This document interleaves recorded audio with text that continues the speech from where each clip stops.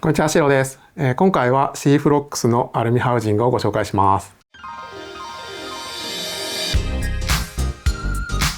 去年の撮影機材紹介動画でですね、僕がソニーの α6700 使ってて熱停止しやすいっていうお話をしたんですけど、結局ですね、その後エスペで潜ってても熱上昇マークが出てですね、ちょっとこれはきついなと思ってソニーの α7V を購入してしまいました。ということで、その水中ハウジングとして、C フロックスのアルミハウジングを買ってみました。この C フロックスのアルミハウジングのポイントは何といっても、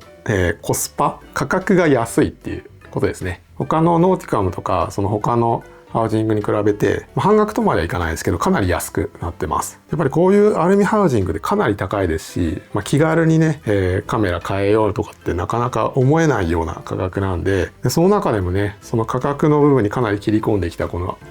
C フロックスのねアルミハウジングっていうのは皆さん結構気になっているのではないかと思います。今回僕が購入したのがですね、この本体セットと、あとポート2つ、あとこういうパーツですね、小物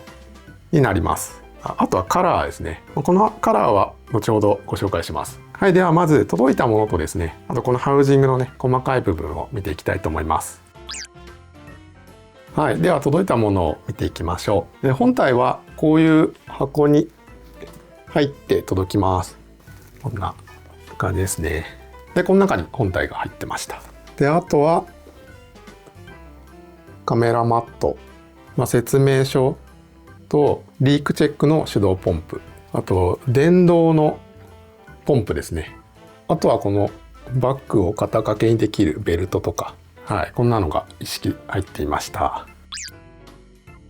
はい、ではね、ハウジングの細かい部分を見ていきましょう。この C フロックスのアルミハウジングはですね、この最初からこの取っ手が上のバーがついててですね、でこんな感じでネジ穴が開いてるんでね、このボールマウントをつけることができます。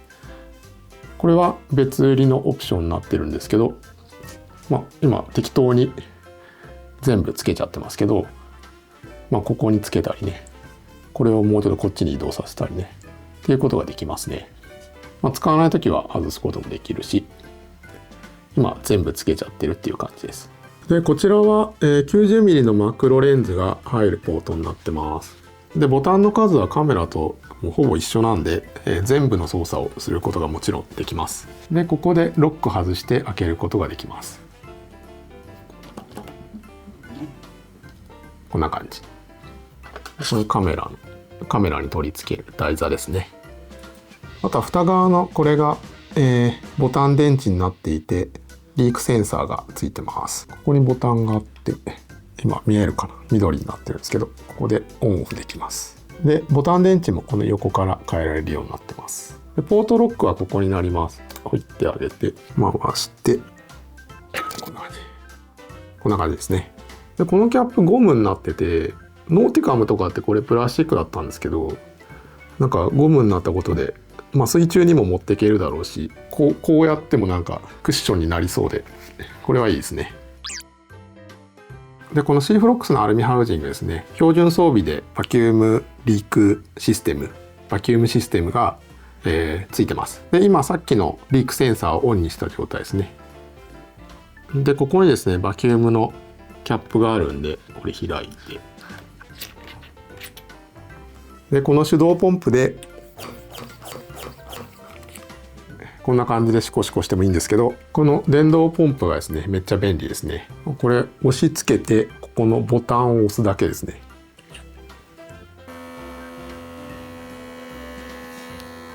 こんな感じで黄色にピコピコに変わりましたね。これでこのハウジングの中身が陰圧になったんで、このまま